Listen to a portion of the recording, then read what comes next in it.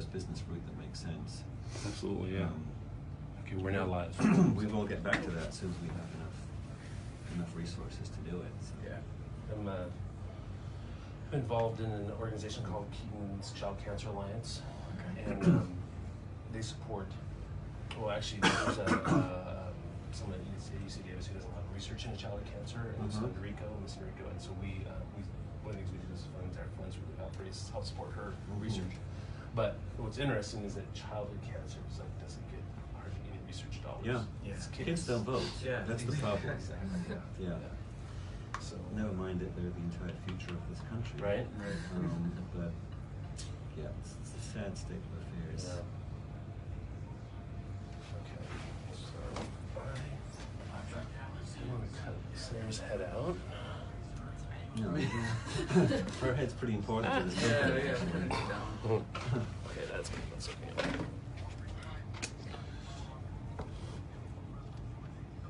All right, let's put the headphones on. We'll mic up and see if these things. Got it, Jared. And there's where it plugs in, it's volume. Where it plugs in, there's volume. 2 knobs, an inner and an outer. So it'll be. But that can warp your brain, because the main thing is not how you hear yourself in here. It's how everybody hears you on the air. Yeah, exactly. So even though you can turn your headphone volume up, if you speak real softly, it's not going to go over. I don't even know why they have those things. Okay. No. It's just a tease.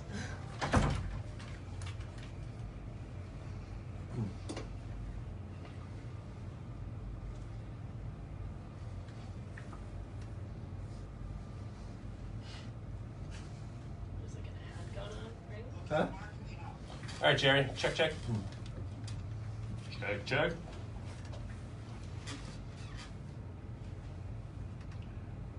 That would be me. Tony, I think. yep. Yes. 1, 2, 1, 2. Can you hear me okay here? All right. Check. Chuck, can you hear me?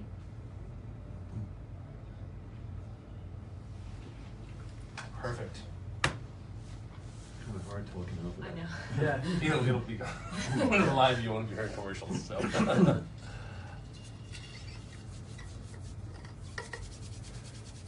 So, we'll get into it, but how did you guys all meet? That's actually a good story, which we can tell, but real quickly, I got some money and started working with the company that Ted was working for, and through the MBA program, UC Davis been tremendous support. And Sarah, that was just a perfect mix of everybody's backgrounds and interests and things, so it's a good part of our story. I think. Looking forward to hearing it. Yeah. That'll be good. That'll be good. Yeah. So certainly, the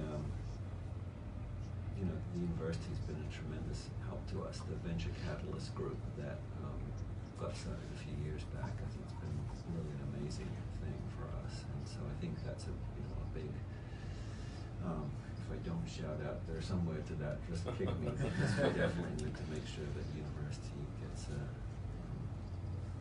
help, because without them we would not be as far along as we are. It's a tremendous support. So that's really the good thing. I think we had a meeting some time ago. We were meeting with a mentor, and we went and had lunch afterwards and said, if we were like in Fresno or something and not related to the university, none of this stuff would have happened. Yeah. So it's been a huge factor. Well, good. That's good. Yeah. So much happens through universities, Yeah. I mean, there can be such great grounds for innovation and for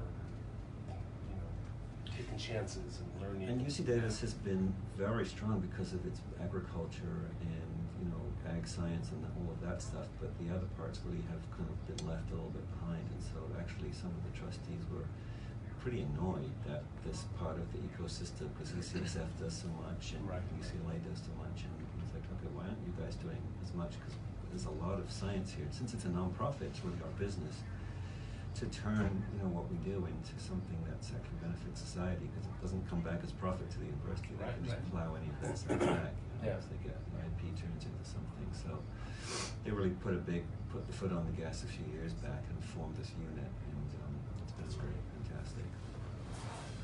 That's great. That's good.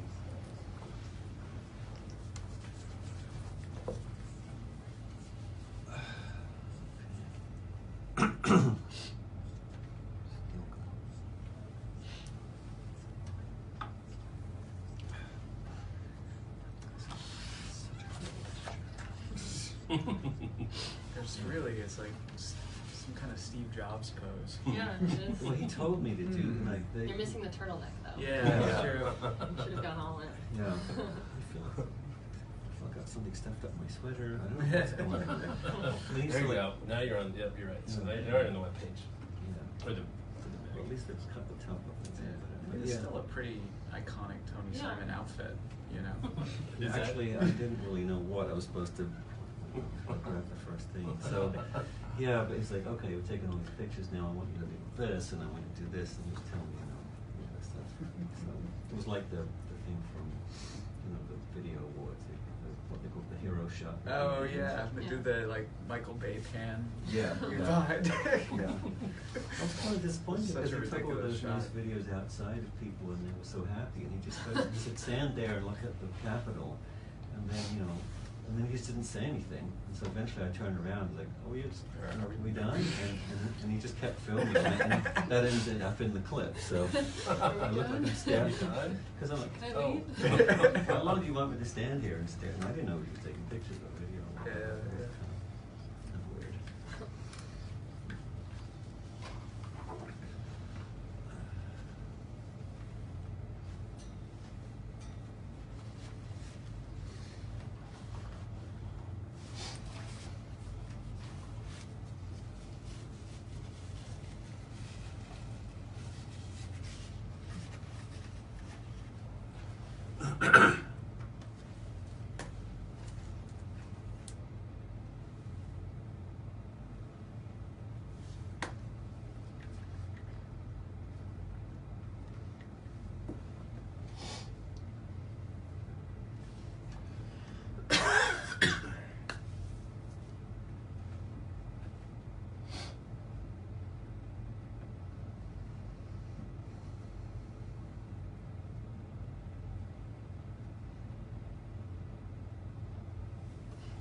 Good morning, everyone, and welcome to Beyond the Numbers on the 91055. This is your host, Mark Bellows. I'm a tax principal, a CPA with Clifton Larson Allen, regional, or actually national CPA firm with offices throughout the U.S., including one in Roseville, which is where I reside. I work with manufacturers and distributors, real estate investors and developers and contractors, the businesses, their owners, doing tax planning, tax strategy, all things around taxes. And we're busy this time of year. Everyone's trying to do the year-end tax planning, and this is the first year under the new Tax Cuts and Jobs Act, so there are definitely some changes going on. So it's been an exciting time for those geeks of us in the tax world. And in addition to that, I also have this weekly business talk show, which I really enjoy. It gives me a chance to bring guests in and talk about their businesses and what they do and how they do it and why they do it and all that sort of thing. And so today, one of the things I've been doing over the last couple of weeks, and we'll be doing for the next few more weeks after this, is bringing in different people who were companies that were nominated for, and of course in some cases won, the Sacramento Region Innovation Awards, which were recently hosted by the Business Journal about a month ago or so. And so one of the nominees, and also one of the winners, was today's guest, which is Cognivive. I almost said it wrong. Cognivive. And we've got three founders here. We've got Tony Simon, excuse me, morning Tony, Ted Aronson, morning Ted, and then Sara Howard. Good morning.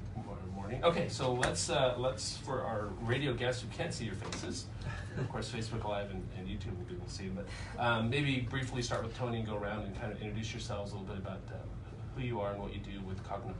Absolutely. Thanks for inviting us. Great to be here. So I'm the CEO and sort of Chief Science Officer of Cognivive, and this is a company that is about to turn 2 in January next year. January 3rd, 2017 is what it You says see in that your on our jackets, Yes, yes. I mean, you did. Very nice.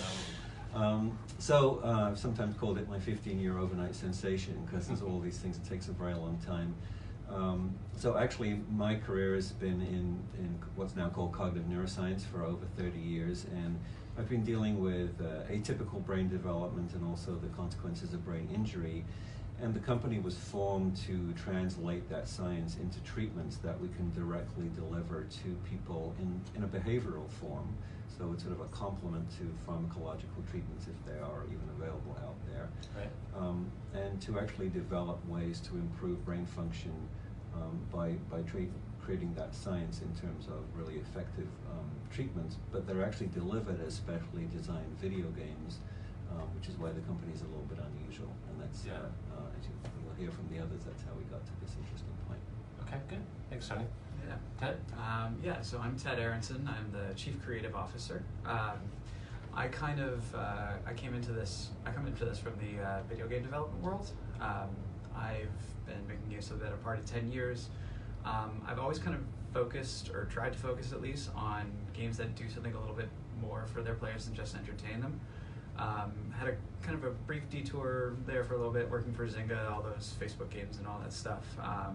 But I've worked a lot on like educational games, games for health. One of my first projects was actually with a kind of a relation between me and Tony is the Children's Hospital of Philadelphia, where I worked on games for autism and kind of treating different aspects of autism. But yeah, I mean, so my role is essentially to design and kind of lead the development of these virtual reality games that we're making to kind of help people recover motor function after strokes, and then hopefully in the future we'll be kind of touching on some other stuff. But that's what I do. Okay, Sarah? Yeah, I'm a current UC Davis MBA student, and I focus on the intersection really of technology and healthcare and the business space that exists there. I also have a background working with medical providers and patient advocacy and medical research organizations, and so I handle sort of the business aspects of what we're doing, what's the right market for us to be in, how do we monetize that market, how do we build business models. And the other kind of hat that I wear to this is that I'm actually a caregiver for my dad, who suffered a hemorrhagic brain stem stroke about 5 years ago. And so I had the unfortunate experience of watching his recovery, or lack thereof, really, and sort of realizing these gaps in treatments firsthand and seeing what wasn't happening, what therapy he wasn't doing, what therapy he was engaging in, how long it took him to even get to a point where he could receive that therapy. And so kind of taking that perspective on it too, to make sure that we're not forgetting about the patients that are really the core of what we're doing. And has your father been able to use the games? He will soon. Okay. Good. We're working on that part. Okay. Yeah. So, Tony, what did you do? You've been doing this for a while. You said you're a 15-year-2-year-old. What did you do before this, or leading up to this? So my training has always been in some aspect of the behavioral or the cognitive functioning side of the brain. So I've actually been interested in, I started out really with child development.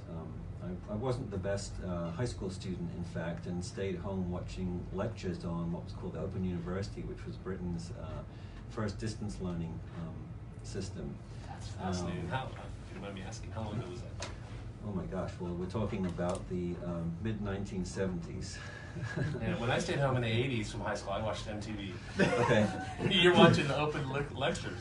Yeah, I didn't That's quite know how fantastic. that happened. So I was actually looking at these things. I wanted to do a psychology course in high school that wasn't available, so I was actually watching those things. And so I really found my passion in life trying to understand how cognitive development happens, and underneath that, of course, is brain development. But back in those days, we didn't even really have any ways to understand that.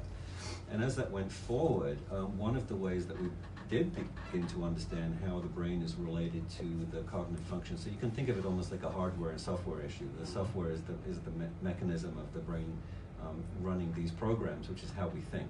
Right. And so it was very influenced, I was very influenced by a lot of work in what we used to be called cognitive neuropsychology.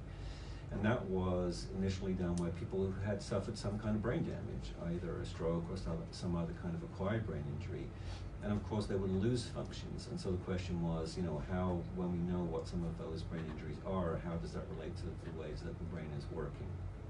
And to cut a very long story short, I did some work on computational modeling of these kind of things, but ended up working in a really rewarding field, which was trying to understand how kids who had genetic disorders, who were suffering from essentially an atypical development of their brain and not acquiring some of the same functions that everybody else were developing, how and why that was happening, and what were the explanations for the learning difficulties. And The company came about in an interesting way because I began to realize that you could think about a lot of these problems with these kids as if the way that they're... Hey, Tony, sorry to cut you off. Yeah. We got to go to commercial break. Okay. So when we come back, we're going to continue that. Sure. This is very good. Thank you. We're talking with Tony, Ted, and Sara of Cognivive. You're listening Beyond the Numbers. We'll be right back. I forgot that you do commercials. Sorry. And Okay. Jerry will give me signals, so Okay. I'll flash fingers, and that's how many minutes are left, Great. just so you guys know next time. So. I've done public radio before. So you know. Okay, yeah. Haven't done the commercials. But this one's quick. This is like a minute. Okay, Cool. Yeah. The one so at the this half is is actually, longer. yeah, where I left off is actually a great way to bring into the rest of the company. So, Perfect. Good. yeah. Yeah. All right. Just now, your guys' logo. Yeah. It looks like a game controller. Yep. Yeah. Quick. Yeah, Martin's back there old fashioned stuff. We've already moved way beyond that. Kind of I cute, know. really. This is designed around like the first prototype controller we ever used, like some $20, thing that we picked Sure, up from sure. Best Buy. Yeah, yeah. Mhm. It's kind of nice, it'll be cute going back.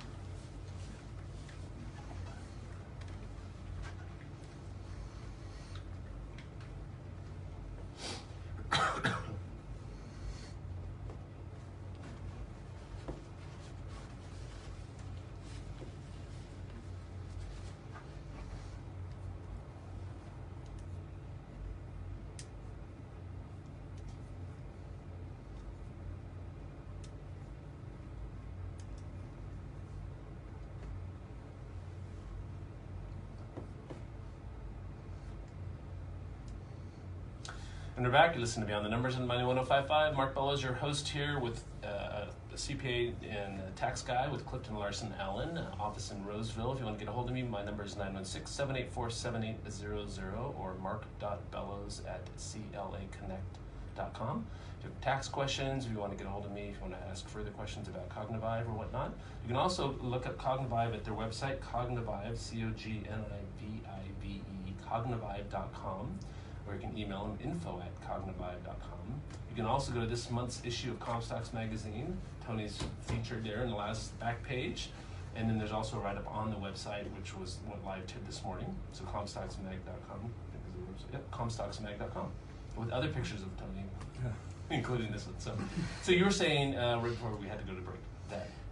Yeah, so what we began to do in my research work was begin to understand, or at least come up with essentially a model explaining what we thought was going on. That it was as if these kids were, their brains were representing information about space and about time in the same way you might think about a low-resolution digital camera having a sort of a lower resolution representation of the image that you take. And so if you were to take a high and a low-resolution picture of the same thing with two different cameras, one of them, when you zoom in, you kind of lose all the detail, and that was why they won't be able to think things through. And right about that time, it turned out that some science was beginning to show up, asking what was the effect of playing lots of action video games, because they were becoming very popular at the time, on the brain. And it turned out that there was an incidental side effect, that it seemed to be really enhancing the systems that we were studying to be showing were actually impaired in these populations. And so the question then was, could we actually use some aspect of action video gaming to create a treatment for those difficulties, and also the similar systems that are impacted by stroke and related brain injury? No, sorry, are we talking about like if you map the brain, there's a certain section and you can... Not really. How could you find that causal... Well, because the brain's it's a very distributed system, so there's really systems that are running all of these different kind of things. And frankly, it's a little bit less matter of where it is in the brain so much as how the software itself gets changed, right? So what's happening is it's very clear that when you test people before and after they've played some of these games for an extended period of time, the abilities that we now see are often impaired when you don't have that kind of brain development happening typically, or if you have some kind of injury like a stroke. Those functions improve significantly. So the question was, it's obviously impacting those very systems. And the question was, for us, could we actually turn that into something that was usable as a treatment? And so we kind of get this double positive whammy, which is we can use that sort of, we think of as an active compound like you'd have in a drug, but for us it's a digital form, to improve that system of the mind and brain. But also because if we have to deliver it in a game, we have this very engaging way of getting people to actually self-treat, and that's one of the great advantages when you come to the problem of brain injury, particularly stroke. Right. So that's how I came to work with TED. Okay. So how did you guys meet? So at the time, this was about, almost like 4 years ago, I guess. Okay. It seems so long. I was working for an independent game studio in San Francisco called Phenomena. I was part of their kind of setup there was that they were actually dedicating a certain amount of their resources to nonprofit projects. It's a regular for-profit studio, but they, just decided they want to do something good with it. Sure. And through that whole system, we got connected to University of California, Davis. And I actually started working on an entirely different project with UC Davis down at a middle school in Davis, making a game that was to encourage people to exercise more. And through that program and through a couple other connections, Tony actually approached us. He had gotten some funding from some folks in his lab to try to basically turn all that science that he was just talking about into a game that could be used to help treat some of the kids that he was working with. And so we worked together for about a year or so, kind of off and on, just making more and more prototypes of this therapeutic that we were working on. I eventually left Phenomena and started doing my own contracting stuff, and Tony was my primary client for quite a while. And we just kept iterating on that and improving it, and then started running some very, very early trials on it with different populations. And then we got a great grant. It was like the perfect timing. I had picked up a job at University in Boston, and then lost that job at the exact same time that we were applying for this grant. And just through sheer luck managed to get a small business innovation research grant from the National Institutes on Health, and that is essentially what allowed us to bring Sara on, bring me on, and like really start the company and kind of kick this whole thing off. Now, who wrote the grant application? I wrote the grant application because I've spent my last 20 plus years doing that I stuff. have no business doing that kind of stuff too. The one cool story about that was Ted was working for the company, and these are grants where the principal investigator of the grant has to be 51% in the company at minimum. And he said, I can't do that because I'm working for this other company. I said, we may not get this grant, so let me just put you in it by name, at least, it'll be a placeholder. And then we got the grant, as he said, right at the moment where his job went away. I was like, oh my gosh, it couldn't have been more perfect. It was also like, it was a sheer moment of panic though, because I've never been, I've been kind of on the side of research, and the thought that my name was attached to the principal investigator of something was just like, oh my gosh. What did that mean? So then, you got the grant. So then how did you guys bring in Sara? How did you meet with Sara? Well, I'll let Sara tell the story, but for me, it was just a connection through the UC Davis, who's been incredibly supportive of us, both the Graduate School of Management and what's called the Venture Catalyst group out of the Office of Research. They have a startup fair, and one of the great people who came to startup fair said, we have a healthcare council from the MBA students, and would you like to talk to them? And I was really desperate to find someone who actually understood business, because I don't, because I'm a scientist. Ted doesn't, because he's a game designer. And so we got on this call, and that's how we started talking. Yeah, so Tony did sort of like a webinar with our healthcare council at the Graduate School of Management, and it was funny because I had taken a class probably the quarter before that on new product development, and in that we were kind of prototyping and testing a number of different products. One of them that we came up with was an app, almost like a Fitbit for kids that works with childhood obesity, and then the other one that we were working on was really like a VR therapy for stroke and traumatic brain injury patients that they could take home with them. And so when I heard Tony talking about that, I was like, wow, we were literally just talking about this idea and then the project that Ted was working on formally as how we could integrate these into healthcare. And so it seemed like a really good connection, and then given my background both professionally and personally, it was really a good match, I think, of where I saw my career heading in terms of healthcare and technology and the intersection there, but also a big passion point for me in doing something that I think could really make a big difference and a big impact for stroke patients especially, and that's close to my heart. Right. Now, had you worked in healthcare or the healthcare field before?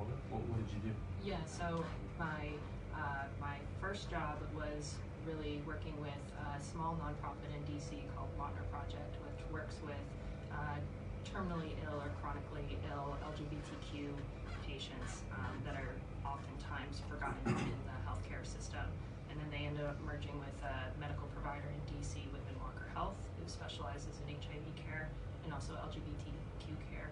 And so I worked on really strategic partnerships and patient engagement there, and sort of in the external affairs department with them. And then I moved on to working with the Melanoma Research Foundation and working again in external affairs, working on public-private partnerships and fundraising, and how we get patients involved with the work we're doing, how we get them engaged in the research that we're funding.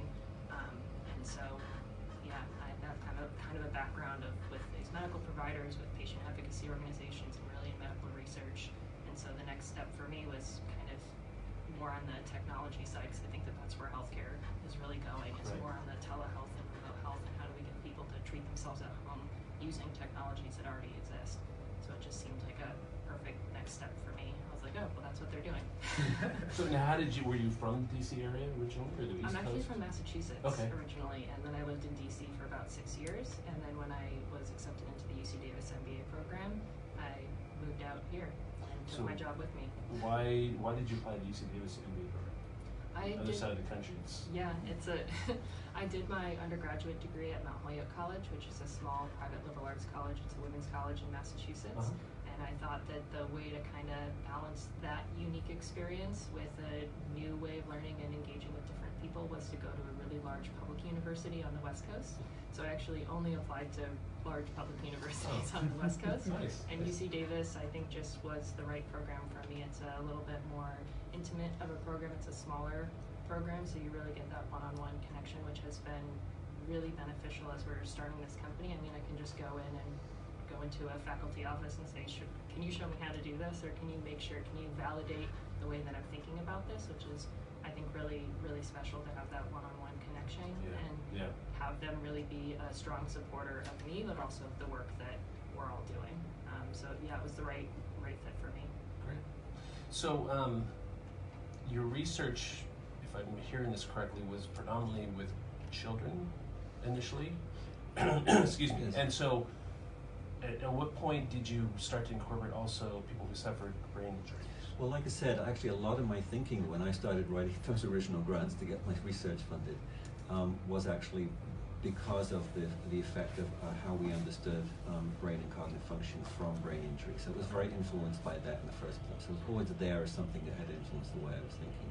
And as with all companies, you start off and you have all these different dreams and all these different directions, and you get shaped by the environment. And so we had these big, ugly, clumsy pitch decks which said we can do these 3 different things, and like the frustration I've had in the professional world with the treatment of kids, the insurance system seems to be set up to stop kids getting the health care that they need, and it's a similar situation here. So as we learn from the market analysis, and particularly with Sara's help and the Big Bang project that we did, that we came second place in, that the university graduate school of management runs, we began to realize, there's this very clear market for people who are not getting recovery. As Sara said, people who have stroke, they're in the hospital a few weeks if they're lucky. They get sent home with a set of very boring exercises. They generally don't do them because they're so unmotivating, and recovery stops. And we feel like we have the answer to that because we can target very specifically the virtual reality is an incredible way to get into those systems. And with the game design aspect that Ted and our lead developer Joey, who's also with him in Boston, bring to this, we believe we can provide people a really engaging way to self-treat over a long period of time and really improve the outcomes and speed up the recovery. And it's really the same science, just applied. It's the same brain and cognitive systems that we're dealing with, but applied to the different aspect of it. So that's really how it came to we're focusing on that right at the moment. That's fascinating. So are you still in Boston? Yes, sir. Okay. So you're just out here for... Yeah, I like to come and visit these guys every once in a while. Well, we're just at UCLA because we have a tremendous partner at UCLA who's a neurorehabilitation expert, Dr. Bruce Dopkin, and we actually had, it almost sounds like a pun, but we had our treatments literally in the hands of some stroke patients on Monday And Ted can talk in a little bit about this whole notion of sort of game testing. It was a really exciting and inspiring thing to see them actually using the stuff. So he came out for that testing, and we figured keep him here for a couple of things, including this great session. Well, yeah. Thanks. Well, we're going to take a break, commercial break. When we get back, we'll hear about how it went at UCLA. Cool. We're right back to listen Beyond the Numbers. Yeah. It really is amazing to see patients using these things. Yeah. Because, and sort of a backstory, which we don't really talk about, but Bruce Dobkin is really a world-leading expert in this. He said that people come to him constantly, come with ideas for companies. He's never been interested in doing it. And finally, when I went to him and told, he said, I think this is going to work. And they've been trying to solve this problem. Yeah. The Big Bang process that we went into, we had all these customer calls, and they just kept telling us we'd have to find a way to get treated at home. And so Ted was really running this thing. He can talk about it because it's very inspiring. But I was standing back and taking pictures and taking notes, and Bruce was standing there watching, and I was just saying, it's amazing how motivated these people are, because they feel like they have something they can control for the first time in forever. Yeah. It was very, very, very cool. I can imagine that. Have you had any kind of issue with older people who maybe aren't gamers or aren't? So we're actually, it's kind of one of the cooler things I think about this company is we have that really difficult design challenge to make games that are for an atypical audience. But that's one of the things that I've done a lot is essentially like making games for people who don't normally play games. Right. You really just got to get those people involved. There's nothing about video games that an older adult is immediately going to turn off. They just have this notion that games are bad or whatever. Yeah. So if you make something that they want to play, they're going to play it. I mean, Candy Crush or like Farmville. Yeah, Farmville, all that stuff. That's like huge evidence. Were you involved in either one of those? I was Farmville was the first one. Frontierville, which was the Okay. follow-up, which I'm proud to say was more financially successful. But One of the patients, she literally said, "This is more fun than Candy Crush." yeah. Which is awesome. That is awesome. So there really is kind of for me a dream team. I mean, Ted bringing the fact that he focused on making games for people who don't generally play games, and then Sarah and I met in a coffee shop the first time. And, she said she wanted to talk to me off that webinar. And she basically sat there and she's already invented our entire project line by herself. This is going to work pretty well. Yeah. So that was just incredible. That's awesome. Yeah, and then bringing Joey on was tremendous. He's already been working in the field. He's also a neuroscientist, actually, but he was already working in the field of digital health. And He's our lead developer. He's the programmer that sits next to me and helps me make the games. he's a real utility infielder, as it were, because he really knows about the regulatory side of all this stuff. So he's actually going to help us lead the regulatory aspect of this with the FDA, the Food and Drug Administration, and we have to go through some process of that. It's not like regulating a new drug, but Right. We need that device. We aren't really a device either. We kind of fit somewhere in between. Mm-hmm. Well, would it get to a point where, let's say, if someone goes to, is a Kaiser patient and is in Kaiser for 2 weeks or whatever it is, and then gets released, would Kaiser then, this would be part of their therapy, if you will, would be? Yeah, it could be integrated into their outpatient therapy care, right? So they could give it to someone that could take it to their home. Right. They could use this at home as much as they'd like to, Yeah. or as much as they're prescribed to. And then when they're coming back for their outpatient appointments, they're further along, and that outpatient process goes by a little bit quicker. But even after they run out of that outpatient, as long as insurance will pay, Right. they could keep that equipment and keep playing it for no cost.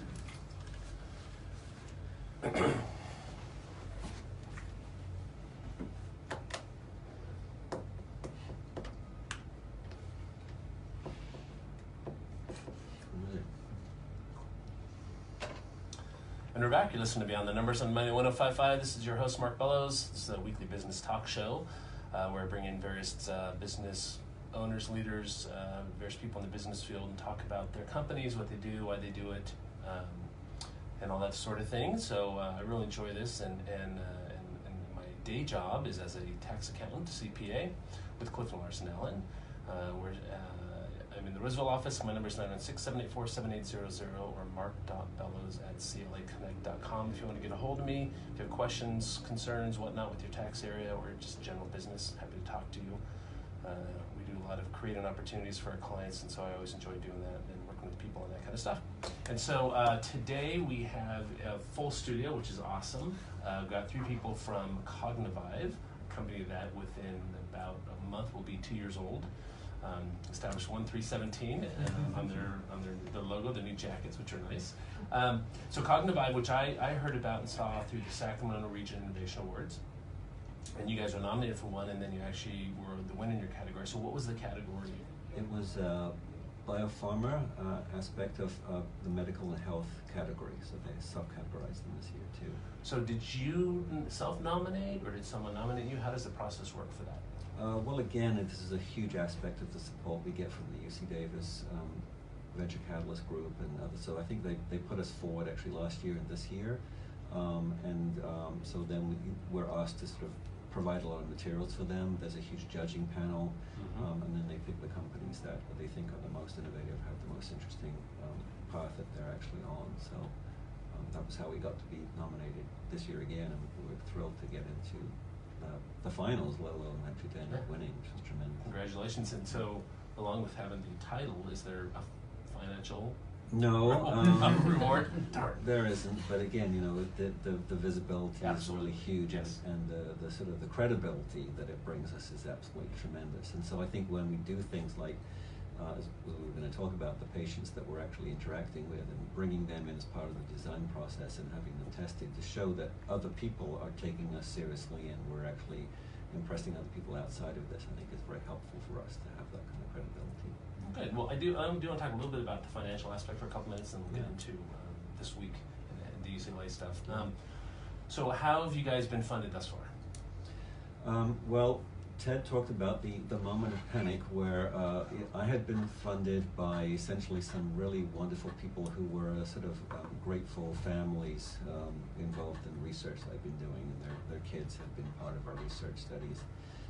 And I got some donations from those families, and that was how, as Ted said, I was able to keep employing him, and without him this stuff wouldn't have developed, because we have this tremendous sort of creative tension between us. I keep saying, no, it's got to be like this. It's going to be really scientifically. No, that's a bad game. Yeah, no, that's right. That's not going to work. And so we haven't come to blows yet, but it's kind of a really interesting thing. So, but really, I always knew that if we were going to have something incredibly engaging, that people really were going to play as games, that it really needed that expert game design aspect. So while we were waiting to find out from the grant, I really was panicking even more myself, because I figured if I let Ted go and he has a real-time job and I'm not going to get him back, then this won't happen.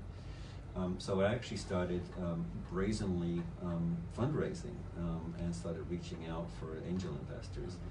And we had some very, very wonderful and generous angel investors. Now, of course, they're actually investors, not donors this time. Of course, yeah. So we actually raised $275,000 very quickly, actually, and that was the foundation of the company. And then afterwards, we got this $300,000 Small Business Innovation Research Grant, what they call non-dilutive funding. So you actually don't have to give any of the company away, which is wonderful. Yes. Which is why we're applying for another one. So that's where we stand. But right now, we're at the point now where we've raised a whole bunch of money, but we burn through it pretty fast, and so we're seeing it burn down, and we're seeing 6 to 8 months from now where it's going to go. So we're really in the business now of trying to raise that, what's called the seed fund. I think actually the Comstock magazine even puts that as the sort of the seed round kind of companies. And that's somewhere around about the 2 million level. And the early stage funds who are willing to come in, take a little bit more risk, and then be part of a company as they move forward through the much larger fundraising aspects are the ones that we're kind of engaging with at the moment and starting to get some interest from them. But it's a nerve-wracking time because we have so much to do and really need to move forward with the patients and the testing in a really serious way, because we're really a therapeutics company, like a drug company, but we just do this chemically, not chemically, but digitally. It takes a lot of work and a lot of time, so we need to raise that money. So that's a huge part of what's happening at the moment, is trying to raise that money as well as get the data to show we're actually creating real treatments. And you'd mentioned when you went for the Big Bang which I assume is a competition for funding, if you will, I suppose, or at least recognition. And you mentioned 3 platforms, I think you said, or something like that, 3 storyboard, I don't know, quite something like that. But what's the process when you're going for your funding like that? I mean, I've been a part of it before, up in Chico a few times, where I sat on the panel and people come up and they give their 6-minute pitches or whatnot. I mean, you've done that before. Yeah, we've done a lot of pitches from a lot of different places. But Sarah, you want to talk about Big Bang? Because that's where your side of the thing comes from. Sure. Yeah, I think that, I mean, your initial question is how did we get from having all these different focus areas to focusing down to one? And I think the Big Bang really helped us with that. So we started by saying we could potentially treat these 3 different populations. Right. Okay. An aging population as more of a preventative side, the stroke and traumatic brain injury as more of a recovery side, and then children with these neurogenetic disorders that Tony has most of his experience with. And then I think through the Big Bang, doing these customer calls, we're required to call 20, 50, 100 people in the Sacramento area or beyond. I mean, we were calling people probably across the country, asking questions in these different target populations that work with these populations and saying, you know, would you pay for this? Is this something that's going to help you guys improve your care either through patient outcomes, or do you see this really being a cost reduction for you or helping you increase capacity? Like, what's the sell here for you? And I think the rehab facilities really, and people who were working with neuro rehab, were the quickest to jump on and say, yes, this is what we're looking for.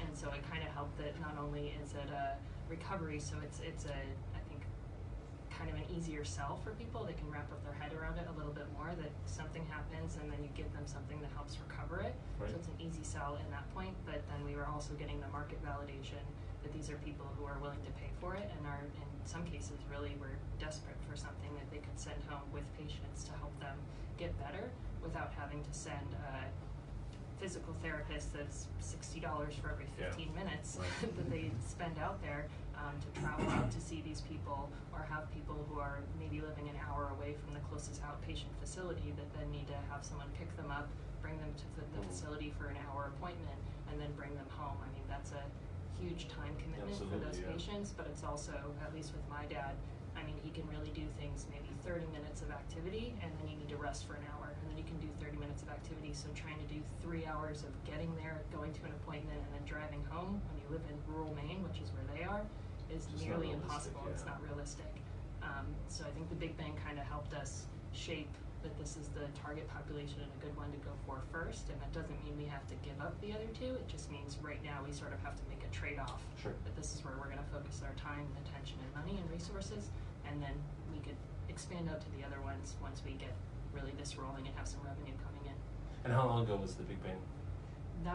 We started that process last fall. You guys were actually starting it just as I was coming on, but we did our kind of final round presentations, I think, in May. Yeah, I think it was May. Yeah. So what's really fantastic about it is that you can even come in with no idea, no company. They actually, people form those companies at the time. So they go through many rounds of different levels. They have constant workshops about how do you validate your product, how do you get customer interest, how do you build a pitch deck, how do you think about funding, all of those kind of things. And they're actually open this to the public, so it's what a great, so it's open to the public, any company or even in infancy stage that's interested, a person with an idea. Yeah, so it's run by the Innovation Entrepreneurship Academy. That's a part of the Graduate School of Management at UC Davis, and so they do this incredible job, and you can just go through it just for the fun of it and to learn that stuff too. But also, if you're a company really trying to validate as we are, that was very important and very powerful. And so they force you to do all of these things because you have to keep uploading information and logs of all of those calls. Don't just make the calls; you have to summarize all the calls. Right. So it's really good. It's sort of a boot camp for developing a company, and it was very powerful. Well, that's great. It sounded like it was beneficial for you guys. Yeah. Focus down on one thing. Yeah, I think it also provided somewhat of a framework of how to continue to do this moving forward. So the idea of these customer calls, I think we do them all the time now. Like it created a really good habit for us. So whenever we have a question about something, or we realize that, wow, we're making a pretty big assumption here, why don't we call someone in our network and just make sure that this makes sense. So bounce this off a clinician, or bounce this off of someone who's actually paying, or talking to someone who works in insurance, or talking to someone who's worked with Medicare. just make sure that we're understanding the way that we're building this into our models. But the biggest customer validation is the actual stroke patients themselves. Of course. And so that's why we're doing this week, and that's really an incredible thing, because we really have to see, would somebody use this kind of stuff? Can they use this kind of stuff? How do we have to keep adapting it? And so a constant cycle of having the patients involved with the design and the testing is a really important thing. And so that's what we've just been finishing up doing. Well, good. Well, we're going to get into that right after the break as we finish the last segment. Yeah, we probably, I don't want to start a new thought because we're going to go commercial here within seconds. So today we're talking with Tony, Ted, and Sara with Cognivive. You can see their website, cognivive.com. You can also email them at info@cognivive.com. You're listening to Beyond the Numbers. We'll be right back.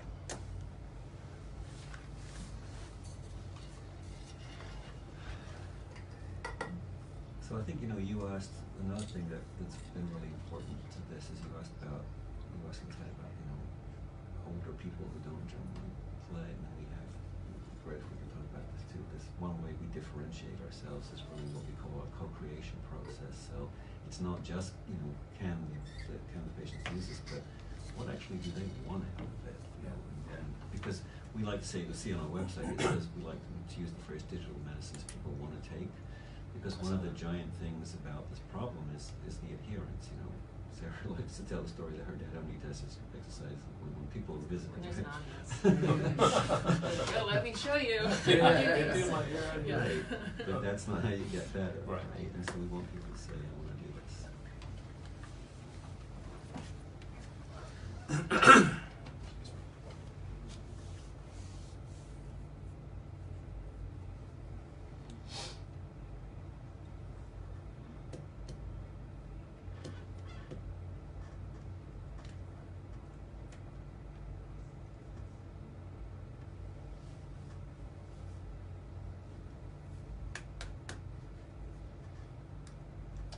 And we're back. You're listening to Beyond the Numbers on my 105.5 FM. This is your host, Mark Bellows, weekly business talk show Beyond the Numbers. And today my guests are Tony Simon, Ted Aronson, and Sara Howard with Cognivive. And so we've been talking about different things throughout the course of this conversation, you guys. And again, thank you for being on the show. I really appreciate you being on. This is great. And congratulations on your award. And good luck on the next round of funding. Thank you.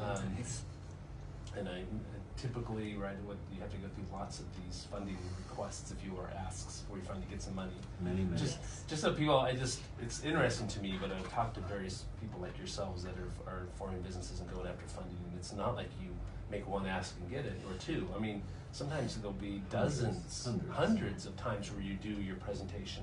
Generally, for every 100 no's you get, you'll finally get one. Is that what yes. it is? Yeah. So I mean, there's a lot of perseverance involved. Right. You got to really persevere. Persevere is the big word. Yeah, because for those who are not familiar with how challenging it is to start a money, angel investors obviously and other investors aren't just going to throw it around, and there's a lot of work that goes into it. So I commend you guys for sticking with it. Thank you. So this week, you guys earlier in the week were down at LA. So tell us about some people testing it out. Yeah, so one of the things that you typically do when you're designing games is that you have people come in and play it and mostly check to see if the game is still fun. And when in the process, when in the process for you guys did that start? Did it start on January 3rd of 2017? When did you first have your first? Well, this was the first time this week was the first time we actually got it into the hands of actual stroke patients. Oh, okay. Wow. Which was it was amazing and very enlightening in terms of things that we've missed, but also some of the things that actually motivate these people to, potentially motivate these people to play the games too. Which is an important point. We're just going to talk about that off air, but the motivation is key, right? Right. Yeah. I mean, how do you motivate someone to want to do this? Yeah. Because it's a really difficult challenge, and you really kind of have to get into their mindset too, which is part of the reason that you do these like playtesting cycles, right? I don't know what's fun for you, so I really kind of have to like ask, and sometimes you don't know what's fun for yourself, so sometimes I have to like kind of say, is this fun? Is this fun? Is this fun? So that's really what the process is about, and then also with this kind of additional complexity of, you know, people who have pretty severe motor disabilities. You know, what are they actually physically capable of too is another interesting kind of point of data that we collect out of these kinds of things.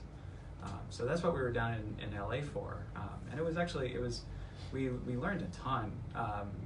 But I think really the most amazing thing was just watching these people play a game that they could actually control for the first time in God knows how long.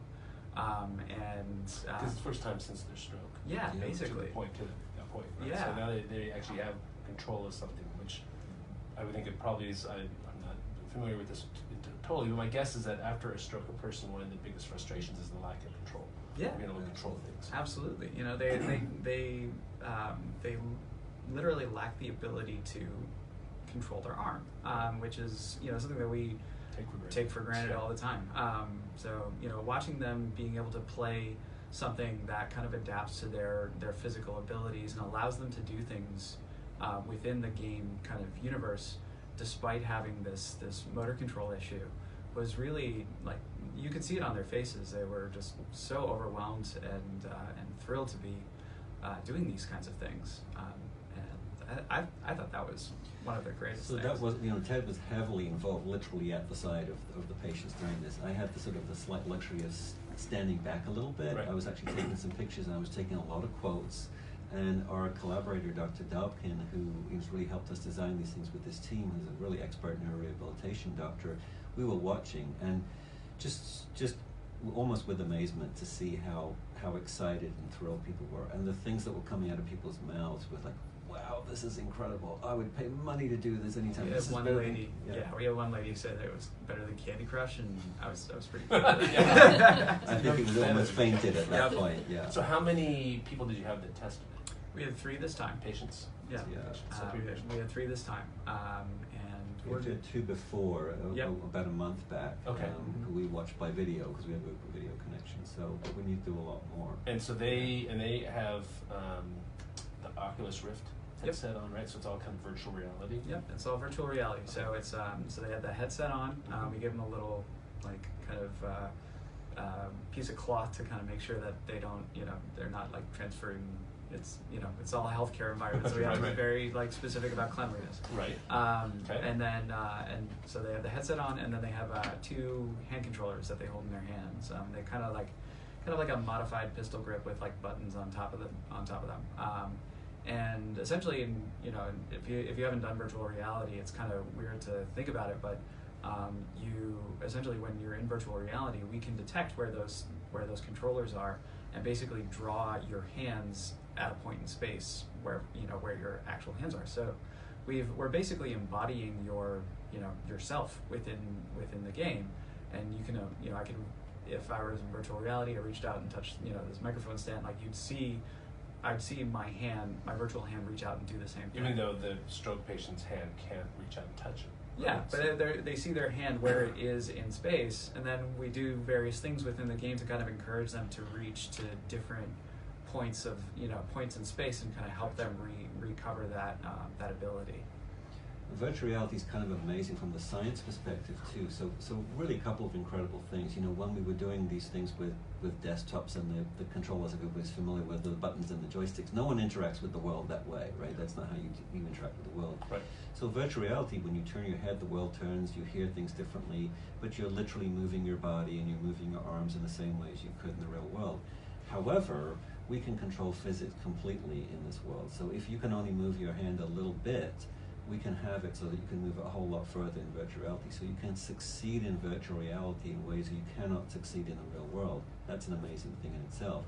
But one of the things we've noticed, which is even more incredible, so if you lose control of your arm, the weird thing to think about is there's nothing actually wrong with your arm. It's your brain that's controlling it, the damage. Which is weird to think about, yeah. So the problem, some of these people, and we saw this the other day, is that they not only cannot move their arm, they actually don't know where it is. They literally do not know where their hand is in space. And so with Dr. Dobkin, we were watching, and these people literally understand their body better in virtual reality than they do in the real world. They're getting that visual feedback, and they're telling us that it makes more sense to them. And so the top-down, what we call the top-down cognitive control, how do you decide what it is you want your body to do by your brain making that up? now has a little bit more control than it did actually in the real world.